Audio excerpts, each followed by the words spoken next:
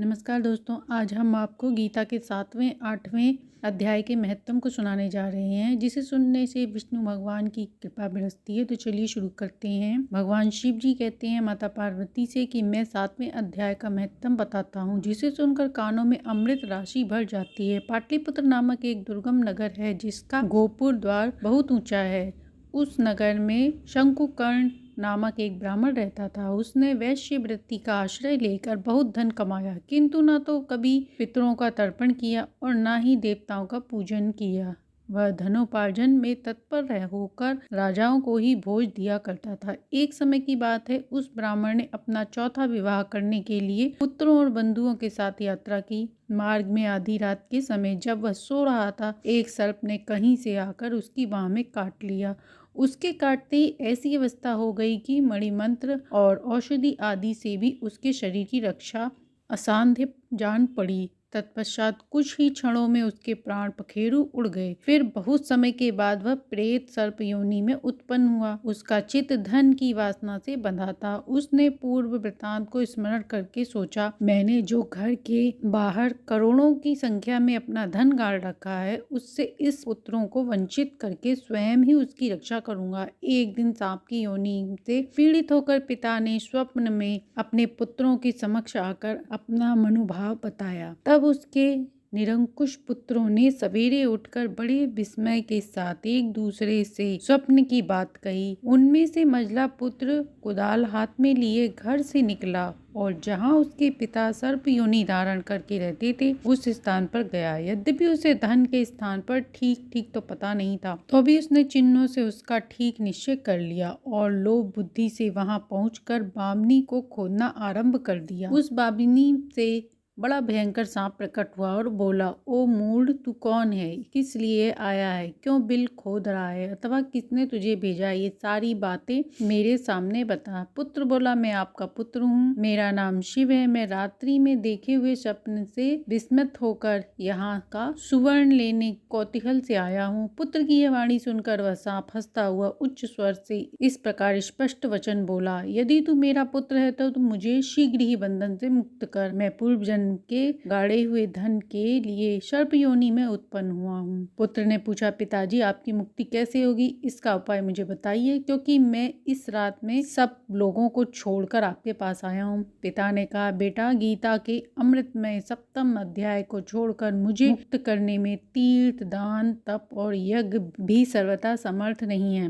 केवल गीता का 7वां अध्याय ही प्राणियों के जरा, मृत्यु आदि दुख को दूर करने वाला है। पुत्र, मेरे श्राद्ध के दिन 7वें अध्याय का पाठ करने वाले ब्राह्मण को श्रद्धा पूर्वक भोजन कराओ। इससे निसंदेह मेरी मुक्ति हो जाएगी। बस अपनी शक्ति के अनुसार पूर्ण श्रद्धा के साथ वेद विद्या में प्रवीण अन्य ब्राह्मणों को भी भोजन कराना। सर्प योनि में पड़े हुए पिता के ये वचन सुनकर सभी पुत्रों ने उनकी आज्ञा के अनुसार तथा उनसे भी अधिक किया। तब शंकुकर्ण ने अपने सर्प शरीर को त्याग कर दिव्य देह धारण किया और सारा धन पुत्रों के अधीन कर दिया। पिता ने करोड़ों की संख्या में जो धन बांट कर दिया था, उससे वे सदाचारी पुत्र बहुत प्रसन्न हुए। उनकी बुद्धि धर्म में लगी थी, इसलिए उन्होंने बावली, कुआं, पोखर, यज्ञ तथा देव मंदिर के लिए उस धन का उपयोग किया और अन्नशालाएं भी बनवाई। तत्पश्चात 7वें अध्याय का सदा जप करते हुए उन्होंने मोक्ष प्राप्त किया। हे पार्वती जी, यह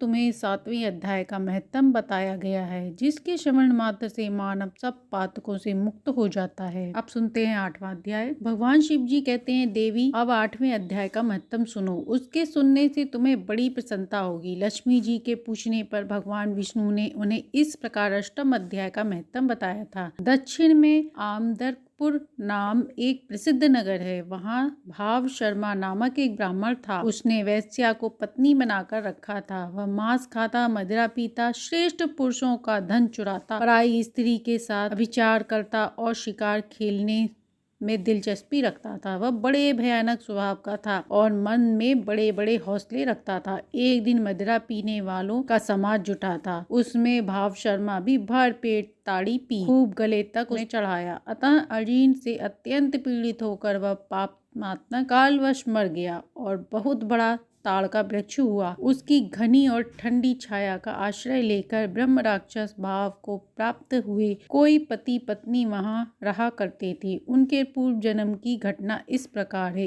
एक कुबीबल नामक ब्राह्मण था जो वेद वेदांग के तत्वों का ज्ञाता था, संपूर्ण शास्त्रों के अर्थ का विशेषज्ञ और सदाचारी था। उसकी स्त्री का नाम कुमति था। वह बड़े खोटे विचार की थी। वह विद्वान ब्राह्मण होने पर भी अत्यंत लोभवश अपनी स्त्री के साथ प्रतिदिन भैंस, काल, पुरुष और घोड़े आदि बड़े दानों को ग्रहण किया करता था, परंतु दूसरे ब्राह्मण को दान में मिली हुई कौड़ी भी नहीं देता। वे ही दोनों पति पत्नी कालवश मृत्यु को प्राप्त होकर ब्रह्म राक्षस हुए। वे भूखे और प्यासे पृथ्वी पर घूम रहे थे।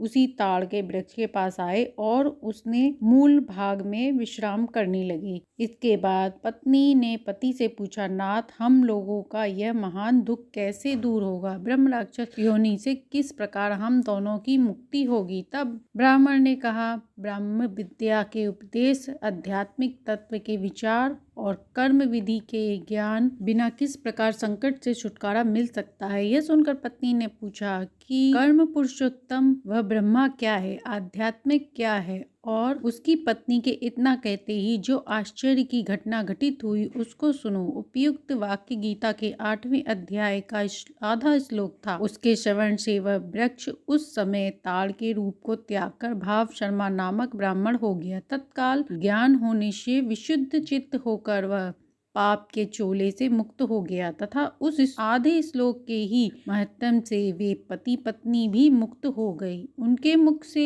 दैवात ही 8वें अध्याय का आधा श्लोक निकल पड़ा था। तदंतर आकाश से एक दिव्य विमान आया और वे दोनों पति पत्नी उस विमान पर आरूढ़ होकर स्वर्गलोक को चले गए। वहां का सारा वृतांत अत्यंत आश्चर्यजनक था। इसके बाद उस बुद्धिमान ब्राह्मण भाव शर्मा ने आदर पूर्वक उस आधे श्लोक को लिखा और देव जनार्दन की आराधना करने की इच्छा से वह मुक्तिदायिनी काशीपुरी चला गया। वहां उस उदार बुद्धि वाले ब्राह्मण ने भारी तपस्या आरंभ की। उसी समय क्षीर सागर की कन्या भगवती लक्ष्मी जी ने हाथ जोड़कर देवताओं के भी देवता जगतपति जनार्दन से पूछा, हे नाथ, आप सहसा नींद त्याग कर खड़े क्यों हो गए हैं? भगवान बोले, देवी, काशीपुरी में भागीरथी के तट पर बुद्धिमान ब्राह्मण भाव शर्मा मेरे भक्ति रस से परिपूर्ण होकर अत्यंत कठोर तपस्या कर रहा है। वह अपनी इंद्रियों को वश में करके गीता के 8वें अध्याय के आधे श्लोक का जप करता है। मैं उसकी तपस्या से बहुत प्रसन्न हूँ। बहुत देर से उसकी तपस्या के अनुरूप फल का विचार कर रहा था। प्रिय, इस समय वह फल देने को मैं उत्कृष्टित हूँ। पार्वती जी ने पूछा, भगवान श्री हरि सदा प्रसन्न होने पर भी जिसके लिए चिंतित हो उठे थे, उस